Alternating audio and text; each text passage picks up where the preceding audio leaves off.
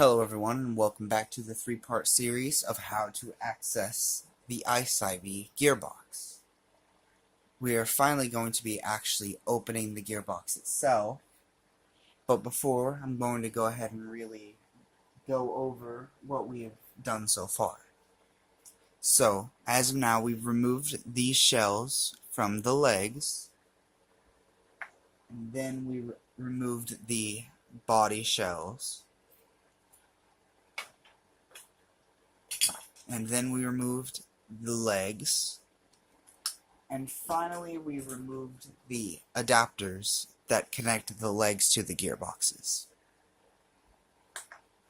So now we are going to start removing the screws from the gearboxes. It doesn't matter what side you start on. I'm just going to go ahead and start with this side, as this is the side that we are already turned to.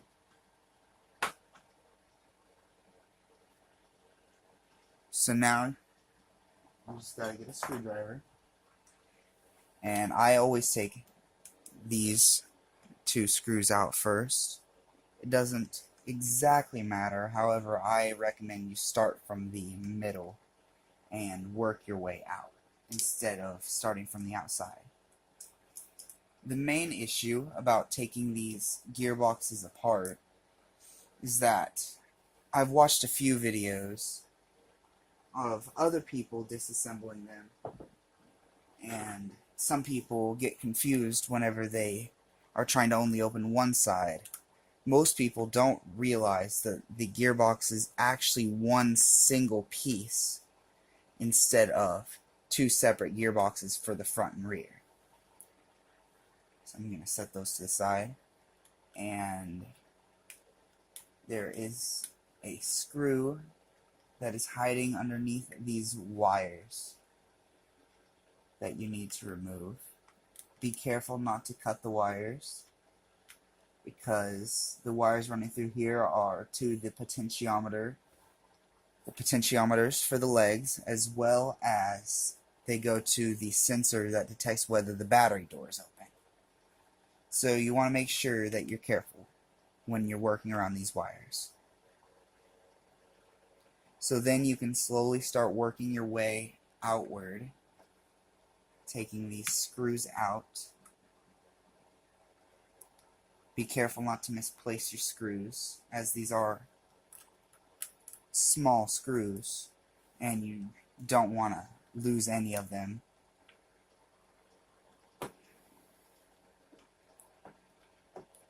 So I'm just going to real quick work through this.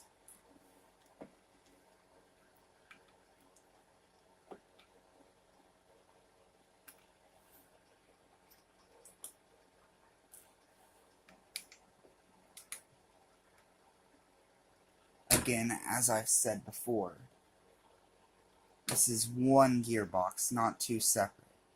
So if you were trying to repair one single leg, you're still going to have to open both sides. So if you have the parts, you might just want to go ahead and repair both sides, as you're already going to have the gearbox itself opened. There we go. I was having a little trouble with that one screw, so I grabbed my magnetic screwdriver. And now usually up at the top there is a screw, but I believe that it's the other side that has that, not this side.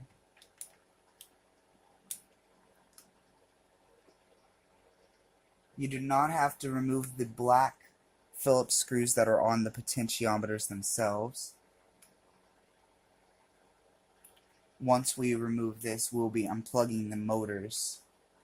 So we can go ahead and unplug because this all runs as one plug. So you don't have to remove the potentiometers when opening the gearbox.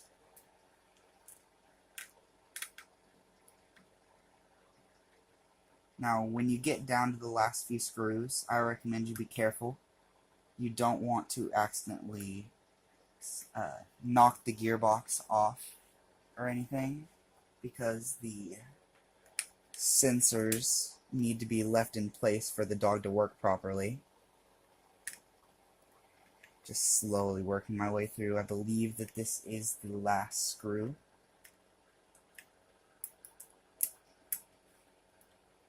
And again, I need my magnetic screwdriver for this. Here we go.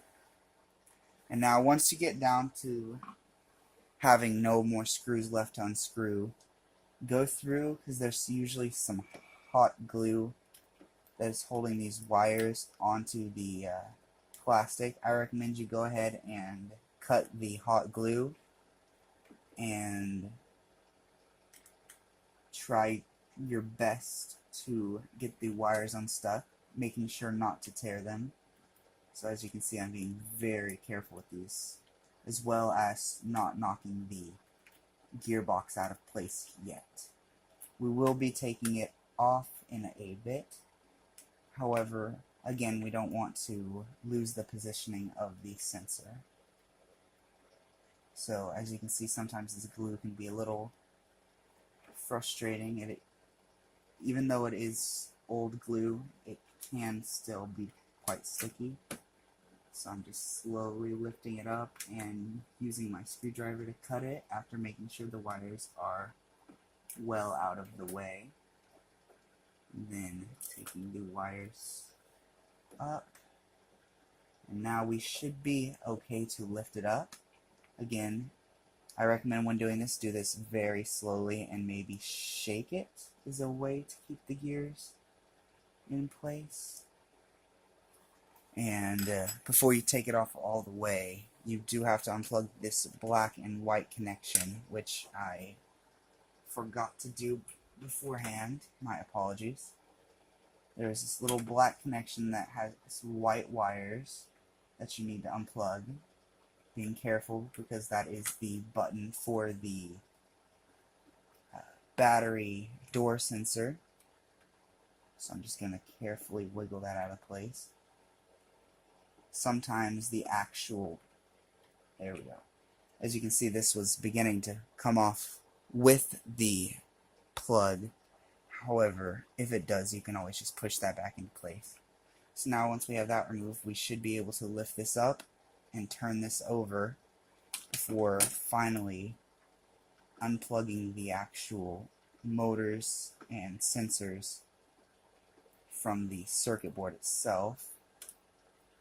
Again, being wary of the gears so that they do not get knocked out of place.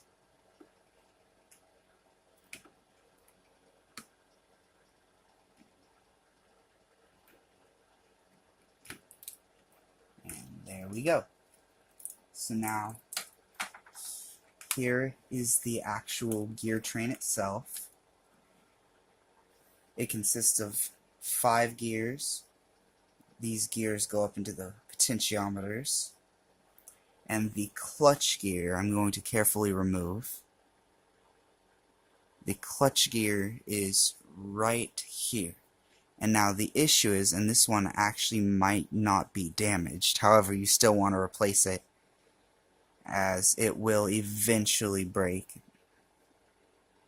So that one is broken, so I will actually take out the other one just to demonstrate what the I-Cybies clutch issue is. So now you can see these are not solid. These are turning separately. So what you have to do is replace this cracked pinion.